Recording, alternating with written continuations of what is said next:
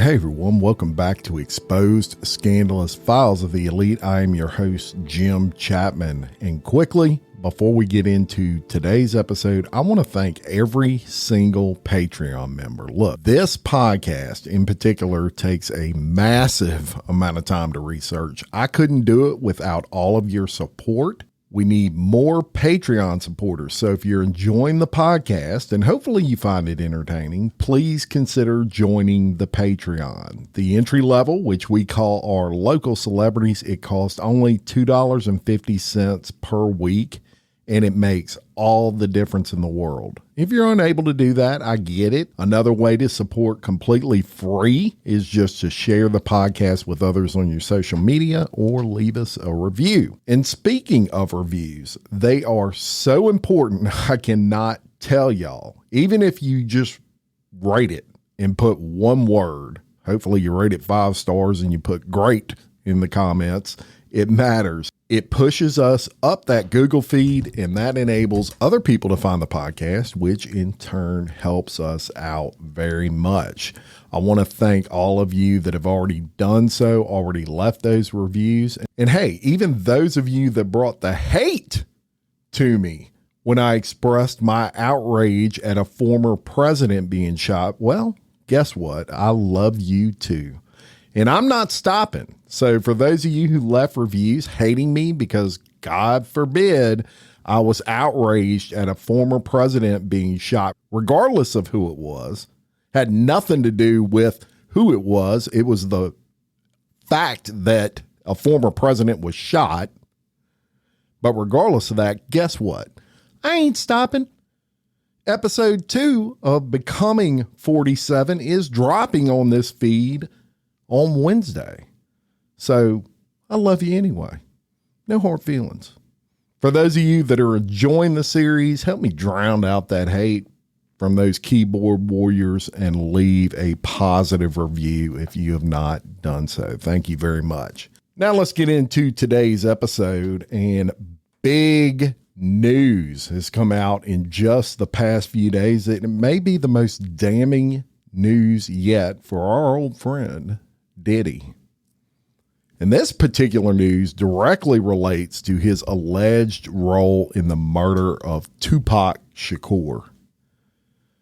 So I'm going to catch you up a little bit on the timeline into the investigation into the murder of Tupac and just how Diddy has found himself implicated in that murder. So I'm going to bring you way back, and we're going to go to November 30th of 1994. And this is 2 years before the shooting that would eventually claim Tupac's life. Pac was shot 5 times during a robbery at Quad Studios in Times Square, New York. Now, that studio is owned by Diddy. And in an interview with Vibe magazine in April of 1995, about 6 months later, he insinuated that producer Sean Combs and rapper Chris Wallace, who is known as, or was known as, the Notorious B.I.G., they were at the studio and they were aware of that setup. This is what he was insinuating. And there's actually a video out there of that shooting. And, you know, it does look kind of staged to look like a robbery. And it occurred right outside the elevator of Diddy's studio. Then in July of 1996, and what you would say is a precursor to the events that would unfold later on that year, a guy by the name of Orlando Baby Lane Anderson and a group of Southside Compton Crip gang members attempted to rob a guy by the name of Trayvon Trey Lane, who is a member of the rival Mob Piru gang and associate of Death Row Records co-founder Suge Knight. This was at a Foot Locker store at a mall in Lakewood, California. And what they tried to do was they tried to rob him of his Death Row Records chain, gold chain. And there was a rumor out there at that time that Diddy was paying big money if you could rob a gold chain from Death Row Records and bring it to him. There was a big West Coast, East Coast rivalry back in those days. And of course, at that point, Tupac was West Coast. He was with Suge Knight and Death Row Records, and Diddy had Bad Boy Records, and that was on the East Coast in New York. And look, there was a lot of issues going on. So fast forward to September 7th of 1996, and in what would be his final heavyweight championship victory, Mike Tyson defeated Bruce Seldon by a first-round TKO in a bout, and that was at the MGM Grand Garden Arena in Las Vegas.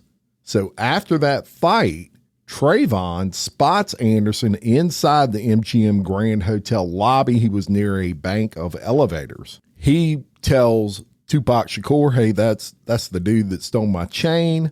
So Shakur starts making his way over to Anderson, and he's bucking up, right? And as he's making his way over there, he says, hey, are you from the South? And punches him in the face, knocking Baby Lane to the ground. At that point, members of Tupac Shakur and Knight's entourage assisted in the assault, and all of it was captured on MGM Grand video surveillance. You can go to YouTube and see that video anytime you want. MGM security guards, they break up the brawl, and the entourage makes their way out of the MGM Grand. Shakur then returns to his hotel room, which was at the Luxor after that fight, and he tells his girlfriend about his involvement in that altercation. He changes clothes. He leaves the hotel with Suge Knight, and they jump in a BMW sedan, and their intention was to perform at a charity concert at a club on Flamingo Road that Knight was an investor in. So shortly after 11 p.m. on that night, the Las Vegas Metro Police Department bike patrol officers, they stopped the BMW for playing the car radio too loud and failing to have a license plate. So Suge gets out of the car, and they end up finding the license plate in the trunk of the car. So the police, they release him, and they don't give him a ticket. At 11:10 p.m., while stopped at a red light at the intersection of East Flamingo Road and Koval Lane, Shakur, he's hollering at a pair of women who pull up beside him, saying, what's up, chopping it up with them. There's actually a famous picture. It was the last picture of Tupac Shakur alive, and it was just minutes before he was killed. And it was as he was talking to these two ladies, they took a picture. He invites them to his club, and they drive off when the light turns green. At 11:15 p.m., a white four-door Cadillac pulls up on the right side of that BMW. An occupant seated in the back seat rolls down the window and rapidly fires gunshots from a .40 Smith & Wesson Glock 22 at the BMW. Shakur gets hit with bullets 4 times, twice in the chest, once in the arm, and once in the thigh. One of the bullets went into Shakur's right lung. Knight was hit in the head by fragmentation from bullets as well, but he wasn't. It's hard to say you were shot in the head and you weren't hurt, but it wasn't life threatening. It was more or less grazing of bullets, of a bullet. Shakur's bodyguard, a guy by the name of Frank Alexander, later said that he was going to ride with Shakur and Suge Knight in that car, but Shakur asked him to drive a different car and follow behind him in case they needed multiple vehicles later to return to their hotel. Now, a rapper by the name of Yaki Gaddafi was riding in a car with bodyguards and members of the Death Row entourage directly behind the BMW. And later on, after this incident took place, he completely refused to cooperate with police. But very interestingly, Gaddafi, who was 19, was found dead from a gunshot wound in a New Jersey apartment building just 2 months after Shakur was found dead. And a lot of people think it's because he was a witness to all of that, and they were concerned he was going to talk. So despite his injuries and a flat tire, Gunshots ring out, and Knight is able to drive the BMW a mile away to Las Vegas Boulevard, where they were once again pulled over by bike officers, this time obviously shot. The police officers go up to the vehicle. Knight steps out of the vehicle and says, Tupac's been shot. He's hurt.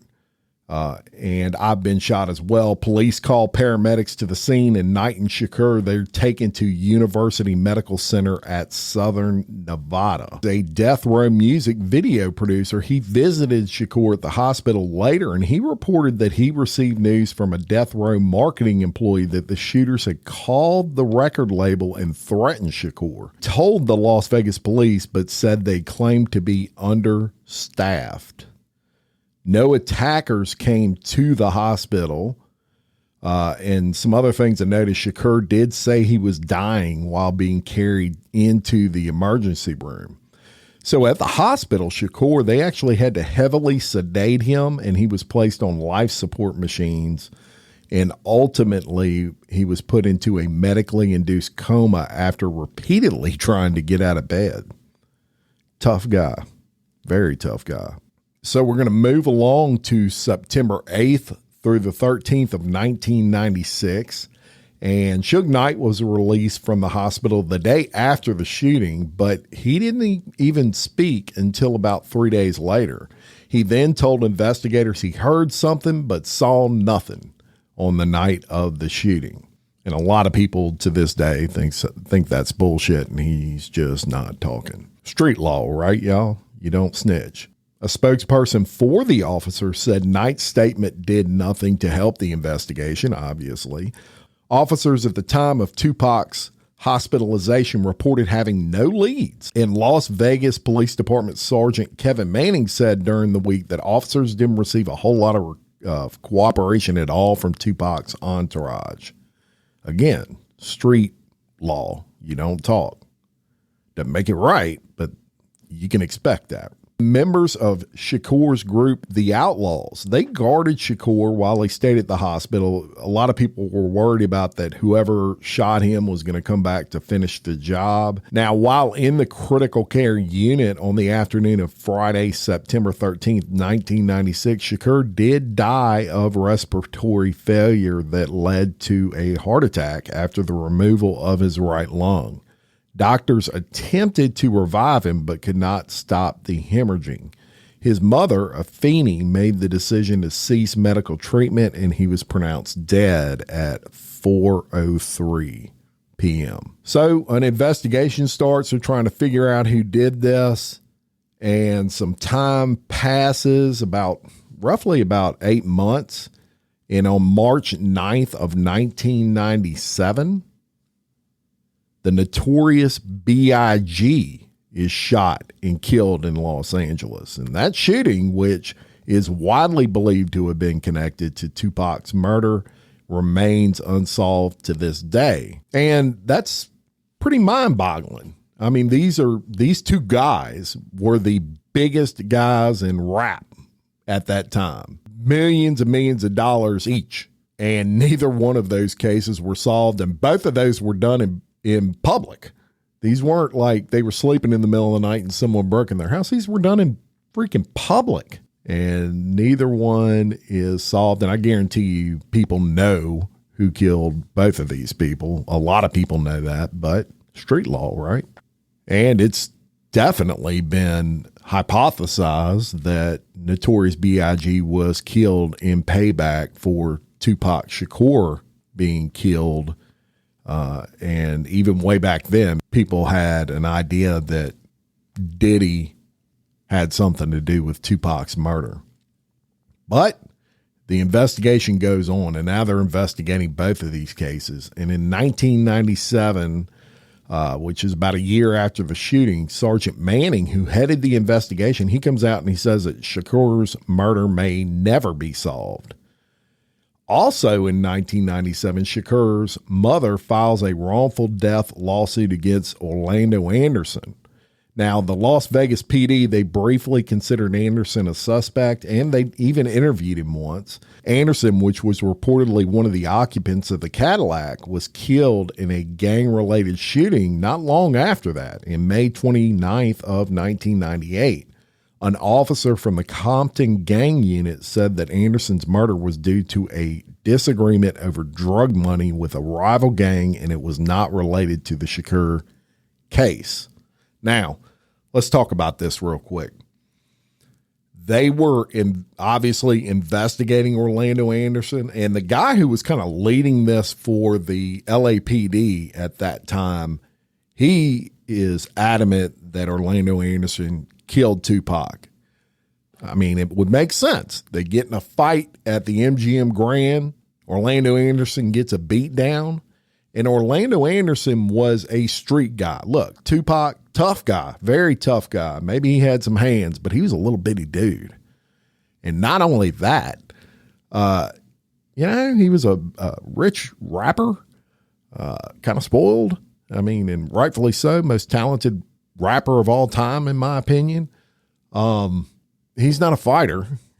I mean, he may be down to fight, but someone like Orlando Anderson, this is a street guy. This is a Crip. And he's been fighting his whole life, and he is about it. You hear me? He ain't going to let that slide. He ain't going to get a beat down in public by the entire entourage of Death Row Records and just let it slide. The police believe that. The LAPD investigator that was investigating this case longer than anybody else believed that, a guy by the name of Greg Kading, many believe that Orlando Anderson killed Tupac. The problem is, as I just told you, he died on May 29th of 1998. And so the police officers that believe that, the case is closed at that point, right? The murderer is dead now. But let's back up, because this is going to blow your mind. Before he died, as a matter of fact, it was in September of 1997, Orlando Anderson files a lawsuit against Tupac's estate for damages he says he suffered in a brawl with the rapper at the MGM Grand. So Tupac's dead, but obviously, and if you know anything about what happened after Tupac died, his value went through the roof. He was already making a ton of money, but when he died, man, his album sales blew up. Hundreds of millions of dollars in just royalties and all these things. And Orlando Anderson, he wanted some money for getting that beat down, right? Well, Tupac's mother, Afeni Shakur, she actually turns around and files a wrongful death lawsuit against Anderson. The police were telling her, we think this is the guy that killed Tupac. And she files that lawsuit. He didn't have no money. I think it was more for a statement than anything else, and to get him not to sue her or not to sue Tupac's estate, which she was in control of. So let's move on. And as I told you, on May 29th, Orlando Anderson gets shot and killed. And at that point, he was never actually charged in Tupac's murder, although the police did believe he did it. They didn't have any evidence, really, outside of just a belief. Then in April of 2019, Duane Keefe Davis, known as Keefe D, who is one of two living eyewitnesses left to the shooting, if you count Knight, Suge Knight, who is currently in prison, he releases a book, and it's called Compton Street Legend. So that book comes out, and he does a lot of talking about that shooting. And detectives take notice of all the things he was saying. It was probably the biggest mistake he made as of late. And they start reinvestigating this case behind the scenes. Then on July 17th of 2023, Las Vegas police conduct a court-authorized search of Keefe D's residence in Henderson, Nevada, in connection with Tupac's homicide. Among the items they seize are computers, hard drives, and magazine articles about Tupac and his death. Then, on September 28th of 2023, Davis gets indicted by a Clark County grand jury on one count of open murder with use of a deadly weapon with a gang enhancement. He is the only living suspect in the homicide investigation. Everybody else in that car is dead, right? It's a short indictment. It's just a page and a half. And here's how that reads. So the indictment was filed, as I said, on September 29th of 2023. And it says the defendant above named Duane Keefe Davis, accused by Clark County grand jury of the crimes of murder with the use of a deadly weapon with the intent to promote, further, or assist a criminal gang, which is a Category A felony, was committed at and within the county of Clark, state of Nevada, on or about the 7th day of September 1996 as follows. Did willfully, unlawfully, and knowingly for the benefit of, at the direction of, or in affiliation with a crime gang, the Southside Compton Crips, which had as one of its common activities engaging in criminal activities other than the conduct which constitutes the primary offense, and the defendant with specific intent to promote, further, or assist the activities of the Southside Crips with malice, kill Tupac Shakur, a human being, with use of a deadly weapon, a firearm, by shooting and into the body of the said Tupac Shakur, killing him having been willful, deliberate, and premeditated. The defendant being criminally liable under one or more of the following principles of criminal liability: by directly committing this crime, by aiding or abetting in the commission of this crime with the intent that this crime be committed, by counseling, encouraging, hiring, commanding, inducing, and or otherwise procuring the other to commit the crime. Defendant obtaining a firearm for the purpose of seeking retribution against Tupac Shakur and or Marion Knight, a.k.a. Suge, and while in a vehicle with Terrence Brown, a.k.a. Bubble Up, and or DeAndre Smith, a.k.a. Big Dre, and or Orlando Anderson, a.k.a. Baby Lane, did provide said firearm to DeAndre Smith, a.k.a. Big Dre, and or Orlando Anderson, a.k.a. Baby Lane, with the intent to commit the crime. Let's talk about this. They're not saying in this indictment, and this is why I read this, that Keefe D killed Tupac. As a matter of fact, it says just the opposite. It says that either Baby Lane, Orlando Anderson, or Big Dre, DeAndre Smith, killed Tupac. And there's a lot of people out there that think Big Dre did it, not the police. The police believe Baby Lane did it, but the streets talk and a lot of the people in the streets say Big Dre did it. However, and I'll use this as an example, if I rob a bank and my best friend drives me to that bank and I rob it, we get in the car, we drive off, the police catch us. Guess what? Even if he just sat in the car the whole time, he's culpable and he's getting charged with bank robbery just like me. Even though he didn't actually rob the bank, he provided the vehicle and the getaway for the crime.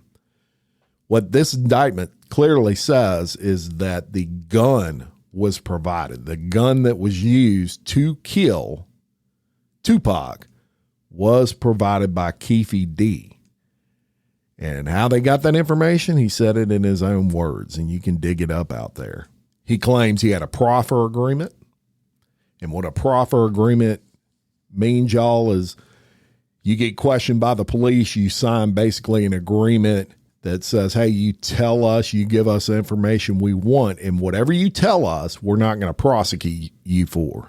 We're going to give you a pass. So he claims he had a proffer with the Las Vegas Police Department, and that's why he felt so comfortable about talking about this in a book and on podcasts and things like that. And we'll get into that. As I said, on September 29th, Davis gets arrested on the murder charge while on a walk near his home. And there's a lot more to what became Keefe D's undoing. And first of all, he pretty much screwed himself by writing that book. And he also went on a lot of podcasts, as I just said. And in those podcasts, he would be, well, let's just say very detailed.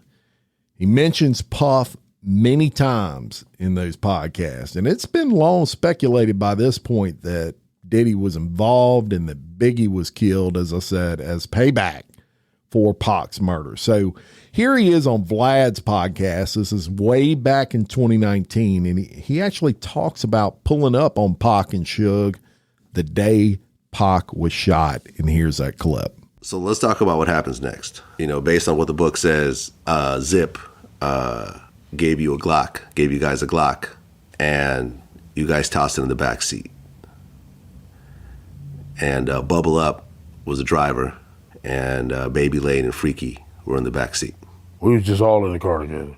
Just say that. This was the white Cadillac? Yeah. Okay. So you guys are driving around, and then you hear these girls say, Tupac, Tupac. No, we coming up, what's the name? What's that, Flamingo? Yeah, I think that's Flamingo. We was coming up Flamingo and got to the light. We was going to go drink and smoke some weed, and he happened to be hanging out the window. He was hanging out the window like he was in a parade. Tupac? Yeah, he was. So what happens next? And we just came, and shit. I ain't gonna go into the details like that, you know what I'm saying? But, you know, you got it in the book. You done played it, everything else, you know what I'm saying? Yeah. Well, in the book, you said that as you're driving up towards the BMW, with Suge driving and Tupac in the passenger seat, and you said that Tupac pulled out a gun. It looked like he was reaching, yeah. Yeah, it did. Okay. Yeah.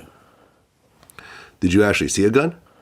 No, shit. Once he got the reaching, I got the ducking. So someone from your car That's what happened. started shooting at Tupac and Suge. Lane starts blasting.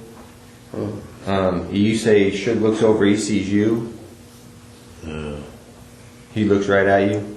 Yeah, he looked at me. Okay. When he looks over at you, and then Tupac's busy getting shot. Evidently, the story is Tupac's trying to either get out In of the line. back seat or something. Yeah. What do you see happening inside their Jumping car? in. I seen a bullet going Suge's head. I thought he was dead. So Orlando shot across Dre? He leaned over on the window. We rolled down the window, popped.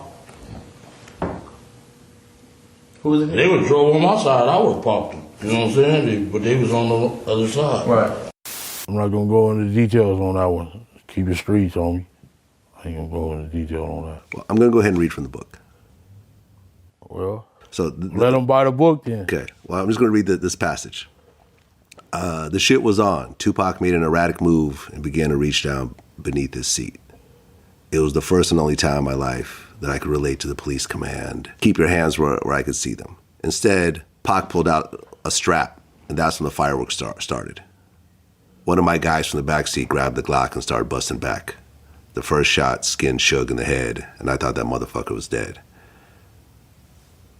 I had heard some stories, supposedly that Suge used Tupac as a shield when the bullets started flying, but that's some bullshit. Suge was already wounded, and he was the one that got touched. As the rounds continued flying, I ducked down so I wouldn't get hit.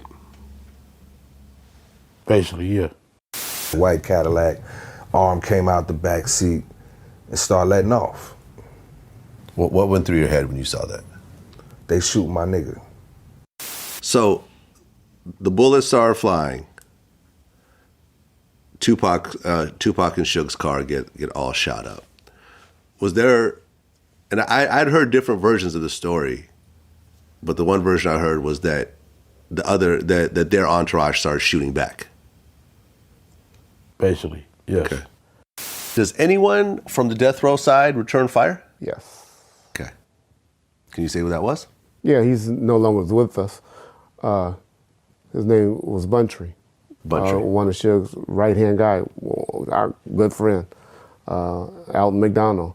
He chased the car down. He also received one gunshot to his vehicle. His car was shot. He had a black Toyota Supra. And him and another guy returned shots at that car. Yeah, they saying they left their guns at home, though. They started shooting back. Then some chicks was in the sea breeze started following, a white sea breeze, ragtop sea breeze. Why were the girls following you guys? I don't know. Okay. That's crazy. But I guess their window got shot out. Front windshield, yeah. Yeah. And they stopped following you at that point. Yeah, exactly. I've talked to a couple people that were there about this situation. And from what they told me was that, you know, you guys came up, you know, the car that you were in came up behind Tupac's car. You guys didn't, the cars were not facing each other. No, they weren't facing each other. They were not facing each other. Gutter lane. You guys got up parallel to them, behind them. And, you know, when you look side by side. Side by side. So how would you even see Tupac reach for anything if you're driving behind him? We wasn't driving behind. I tell you, we were side by side at the light. Oh, okay. You guys were already side by side when it happened. Now, in this same podcast, Vlad asked him how he knew Diddy and Suge. You know, how did Keefe D come to know these guys? And he was an open book, right? And here's what that sounded like. But you're still not involved in any sort of music industry shit at all. No, at all. You're making money, you're living your life. Yeah. But then you met Eric Von Zip Martin, who was close friends with Puffy. Yeah. Basically, I met Puffy before Zip. Okay. He had called up our hydraulic place and asked to use a lowrider. Okay. That's when Usher first did his first video, Can I Get With You? So I went up took my lowrider up there and shit. This was Usher's first video. Puff was driving the car and stuff like that. That's when I met Puffy originally. Okay. Then he ended up messing up the car. Yeah. Then, Usher dancing all on the hood and stuff. So he had to repaint the whole car. Right. And Puffy paid for that. Yeah, it was a candy paint, so he paid like $4,400 to get it repainted. Because you got to paint the whole car. Yeah, so then a few months later, he had gave a party at the El Rey. We was with Zip that night, and Zip was with Dana Dane. Dana Dane had pulled up in this old-ass legend. I like, damn, he's starving. Dana Dane and the dude Green Eyes from Houdini. He was in the Green Range Rover. So we went all up there to the VIP and stuff like that. And then I met Puff that night. And Busta Rhymes acting all drunk and stuff. We was all in our Brioni and fly Versace suits and shit. This motherfucker acting drunk, spilled this little shit all on me. I'm like, oh, I'm sorry, bro. Like, damn, this, acting like a little kid or stupid. You know how he act. You know what I'm saying? He put a lot on the shit, And us Compton brothers is more laid back, smooth dudes, Yeah. Okay. So you meet Puffy, you guys do the thing for the Usher video. Yeah. But you guys don't really have a relationship then. No. But then you met Eric Von Zip Martin. Von Zip, yeah. Me and him, yeah. Me, him and this dude, Richie Rich. They was, not the Richie Rich who's the rapper from the Bay. It's a different, hell no. Different dude Richie from New York. Rich. He from Yonkers. Yeah, I just want to make that clear. He from Yonkers. Yeah. The real Richie Rich. Not no rapper, a gangster. Okay. You know what I'm saying? Yeah. Okay. So you meet Von Zip, and what starts to happen next? We started moving work and stuff like that. And him and Richie Rich would come down every once a month, give big work and stuff like that. Okay. So Von Zip was an East Coast drug connector. Yeah. Okay. Tupac gets out of prison. Yeah. And he starts to go crazy on Bad Boy. No. Before Tupac got out of prison, they had a summer jam. And Biggie had that song, One More Chance. It was the hottest song on the fucking chart. And it was at Irvine Meadows. We went up there where they had a little revolving stage. So we was up there, we had on our little cowboy shit, woo, jamming with him. He used to play The Most Dangerous, Who Shot You, and One More Chance.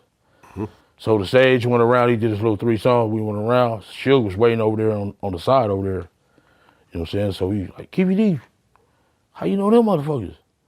Same way I know you motherfucker, you know what I'm saying? Shit. Right. So yeah, I seen him getting jealous of them dudes then. You know what I'm saying? Yeah. Okay.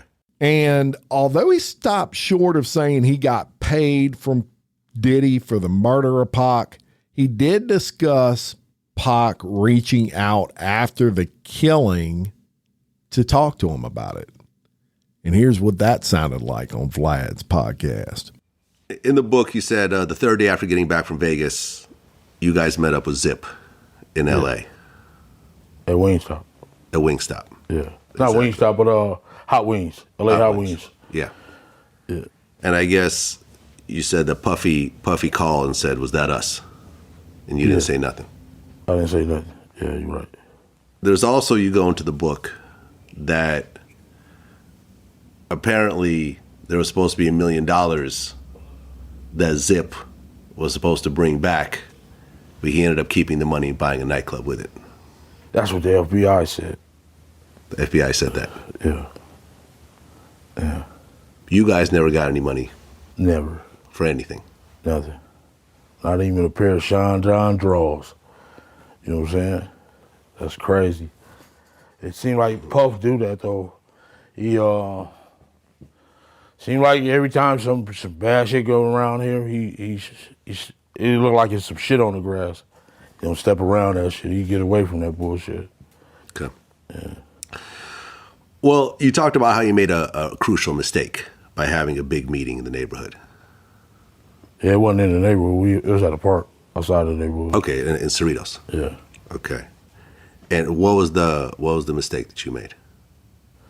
I said I was just going to get some bread from Puff to get us some guns because they kept on raiding our houses, taking our guns. And there was informants that was listening to this whole conversation. Yeah, they was there. Yeah. Exactly. And they reported that back. Yeah. I wish you can enter the FBI's. They don't do shit like this. You know what I'm saying? Greg Hayden, he was just a LA detective. You know what I'm saying? Yeah. And he act like he made me crumble and all that. He didn't make me crumble. It's my friends around me. They took me down. Right. Because, well, your whole life is being turned upside down at this point. Exactly. You had this multi-million drug operation done. Yeah. You know, FBI, police raids, guns being taken, people starting to turn informant and turning against you. Exactly. It was that one event changed everything in your life. Exactly. How stressed out were you during this time? I was just watching my ass more likely, you know what I'm saying? Well, Suge, because of that fight, Suge was looking at violating his probation. Yes. Because, well, I've covered this already. Earlier there, he had pulled out a gun on these two producers and shot it in the air and made them strip. Yeah. And he was on probation over that situation. Yeah. I interviewed the president of Solar Records who talked about that. They're in the building. We're paying all the bills. We get a phone bill from the studio floor that was something like, I want to say, $8,000 for a month. Okay. So Griffey calls Suge in, and he says, look at this bill. This is ridiculous. If you can't get those knuckleheads down there to stop using the phone, I'm going to throw you out. So that night, Suge comes into the building, goes up to the third floor, and one of the Stanley brothers was on the phone. And I wasn't there, so this is what was reported to me, that he asked the guy to get off the phone, and he said, and I think the Stanley brothers had been part of the world-class wrecking crew, and they were actually there to try and get Dre, who by then is becoming known as a hit producer, to do something for them. And so he tells Suge, he didn't know who Suge really was. He said, hey, look, I'm one of Dre's guests. Go talk to him. And Suge said, I don't talk to him. I run this. He said, man, go, leave me alone. So Suge apparently goes out, goes back downstairs to his car, gets a gun, comes back, puts the gun to his head, and says, motherfucker, I told you to get off the phone. So then he hangs up the phone, and Suge takes him into the major room. We had the studio, we had it was a big studio, because we constructed it in the days when you made records with musicians. And so, and in the olden days, if you want to do a string date, you would bring in the string section from the LA Philharmonic, and that's how you do string overdubs and stuff. So we had a studio that was big enough to accommodate all those. So Suge brings him into the studio and has everybody, people from the rehearsal. I said, I want you all to come in here. And he said, this is what's going to happen if you use that phone. And so he tells the guy, take off his clothes. And he says, I'm not taking off my clothes. So then he shoots the gun he has by the guy's ear. So Suge was already on probation. Here he is in this video kicking Orlando. He tried to say that he slipped and he was trying to stop it. Yeah. But he actually paid Orlando $60,000 to testify that Suge didn't do anything. Yeah, he paid us, yeah. And did that kind of ease the tensions in Compton? Yeah. Stopped it, yeah. Right. Seemed like the fucking mayor, everybody, you know what I'm saying? They had put the Bloods had put down the power moves in Compton. They had the city hall, they had the fucking police department, you know what I'm saying? He buying fucking all kind of shit for them, all that shit. So they kind of took over. So that made us really stay up out of Compton. Well, even though Orlando testified on Suge's behalf, Suge was still found guilty. Yeah. He still violated his And that really probation. crashed death row once he got violated, yeah. Right. So basically everybody lost. The three head dudes lost. Two of us lost and one's still going. Okay. And that's Puff. Let's get back to the current. And actually, just a few days ago, before the release of this episode, news came out that Duane Keefe D. Davis had implicated Diddy in Pac's murder, claiming he was paid $1 million for the hit. Here's the full article I referenced from People magazine just a few days ago. So it goes on to say in 2008 or 2009, Tupac Shakur murder suspect Duane Keefe D. Davis made claims about Sean Diddy Combs' involvement, which Combs has long denied. Nearly 3 decades ago, rapper Tupac Shakur was riding in the passenger seat of a black BMW with Suge Knight. They passed MGM Grand on their way to a nightclub known as 662. And a white Cadillac pulled up alongside their car at a red light. According to prosecutors, Southside Compton Crip members Orlando Baby Lane Johnson didn't have the right angle to shoot and handed the semi-automatic firearm to gang member DeAndre Big Dre Smith, who opened fire, mortally wounding Shakur and injuring Knight. Now, and the reason I just told you that, you remember earlier when I said they believe Baby Lane Anderson did it? I was saving this as a surprise for you. These court documents that came out are saying that Keefe D has now said who killed Tupac, and it was DeAndre Big Dre Smith. This is according to Keefe D. Now, last fall, a suspect was finally charged with Shakur's murder, Duane Keefe D. Davis, who prosecutors say was the gang leader who orchestrated the killing and the only person still alive who was in the car which the shots were fired. A July 18th court filing from the DA's office about Davis's bail included a lengthy 2009 interview police conducted with Davis, a prior confidential informant for 2 years. Whoa, there's another big piece of information. We'll get into that in a minute. About his role in the killing, and Davis has pleaded not guilty. Now, the filing is making headlines due to its references to another man, music mogul Sean Diddy Combs. In the interview, Davis was asked multiple times about Combs, then known as Puffy. Davis claimed Combs had said of Knight, "I'd give anything for that dude's head." Davis also claims Combs was angry about Shakur's taunting of him. Just go listen to Hit 'Em Up. Listen to Hit 'Em Up, you'll know what I mean. But in another past interview with authorities noted as part of this case, Davis more specifically claimed Combs solicited him to kill Knight and Shakur. The DEA and the Department of Justice report about a 2008 interview with Davis said Davis claimed Combs said he needed to get rid of Knight and Shakur and offered Davis $1 million to handle the problem. Combs has long denied any role in the shooting, and a public information officer for the Las Vegas PD told People magazine on July 24th that Sean Combs has never been considered a suspect in the Tupac Shakur homicide investigation. He has never been charged in connection to the murder. This story is beyond ridiculous and completely false. That from Sean Combs in 2008, when he did an interview with allhiphop.com. He claimed he had no knowledge of Shakur's death. Neither Biggie nor I had any knowledge of any attack before, during, or after it happened. It's a complete lie to suggest there was any involvement by Biggie or myself. Well, what would you expect him to say? In the days after the shooting, Shakur had his right lung removed at the University Medical Center in Las Vegas. He had been hit by 4 bullets, 2 of them to his chest. Knight was grazed by a bullet to the head, but suffered only minor injuries.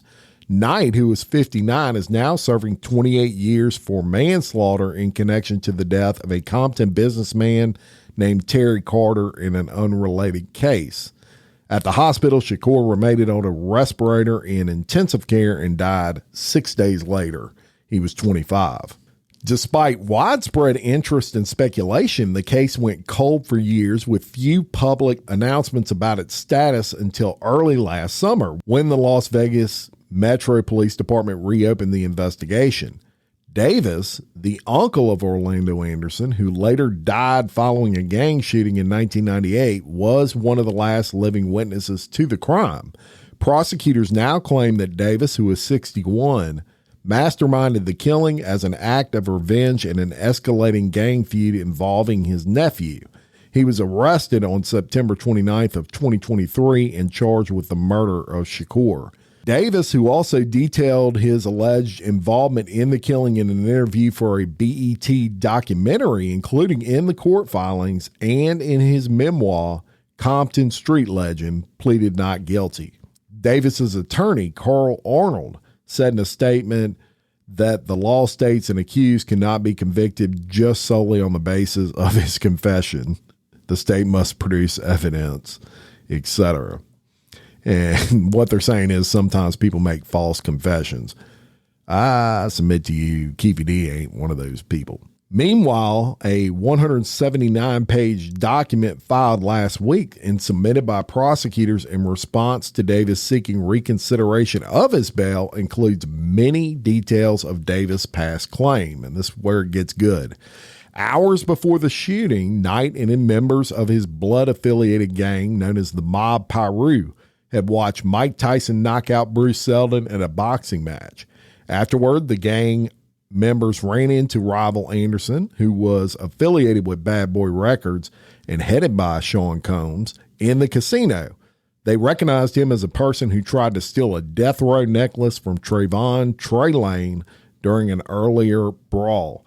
According to Davis, in a 2009 interview, Shakur, Knight, and Lane attacked Anderson, punching, kicking, and knocking his arm out of its socket. According to grand jury testimony, Davis said he commanded his soldiers, which was Anderson Smith and driver Terry Brown, to confront Knight and Shakur and hunt them down. Davis, who was riding in the passenger seat at the time of the shooting, allegedly said he gave his gang members the ultimate green light to do something to their asses, quote unquote.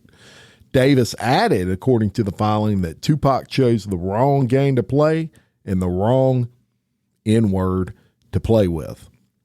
That was his words.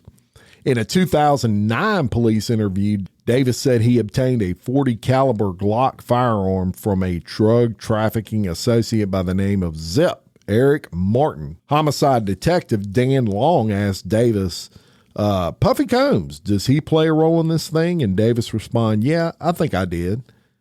That's what we think. That's word on the street. In the voluntary interview, Davis recalled that Diddy was terrified of Knight.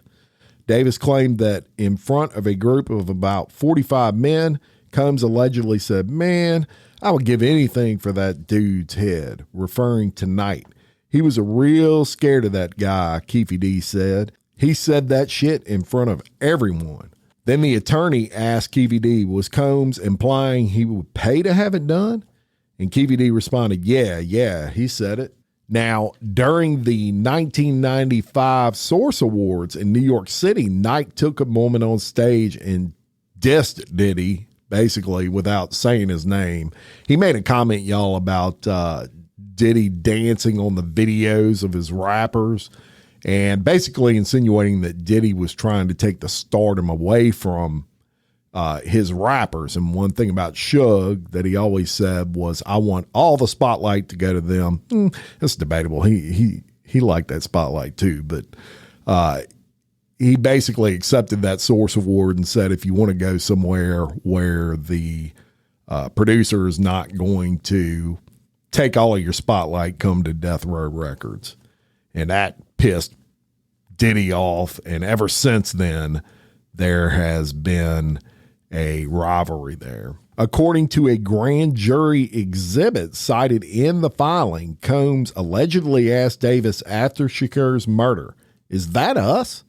The filing states Sean reached out to him, wondering if the Southside Crips were responsible for Shakur's death, and Keefe D, beaming with pride, answers yes.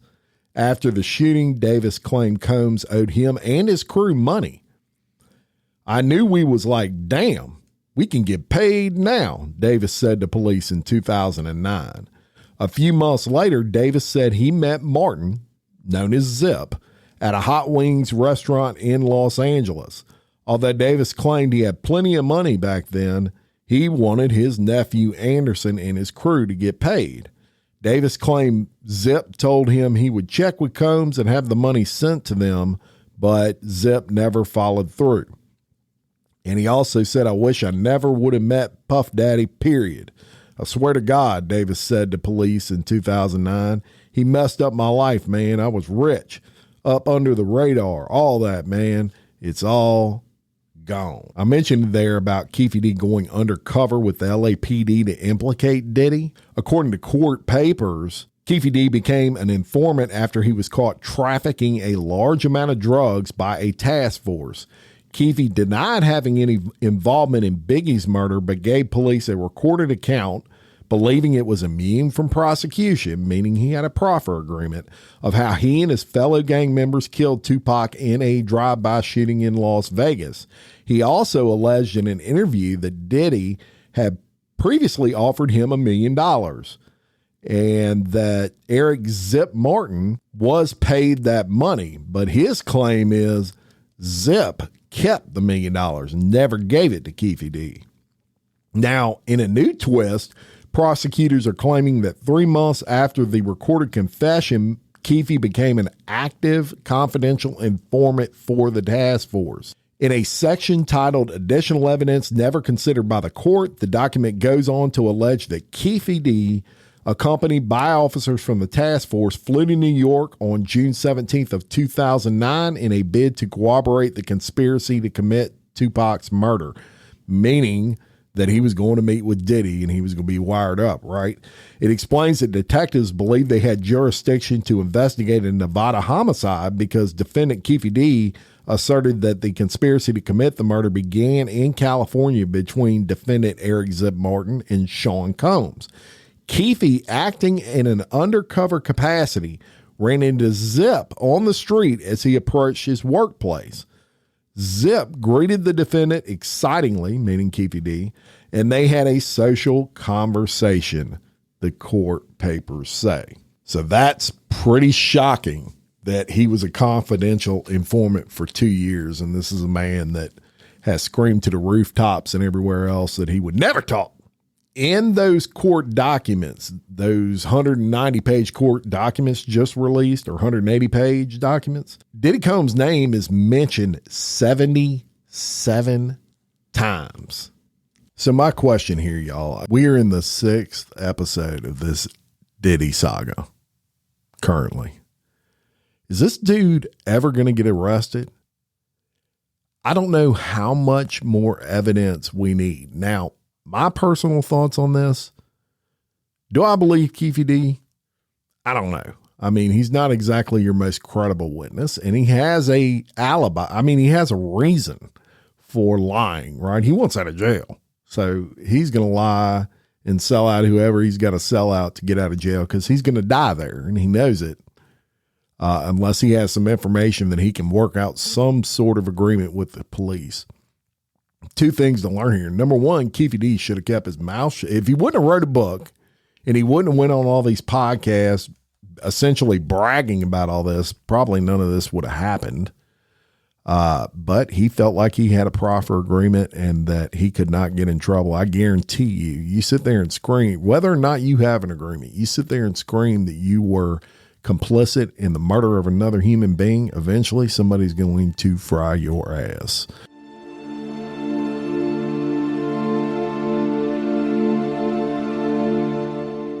And his ass is getting fried. But I will say this.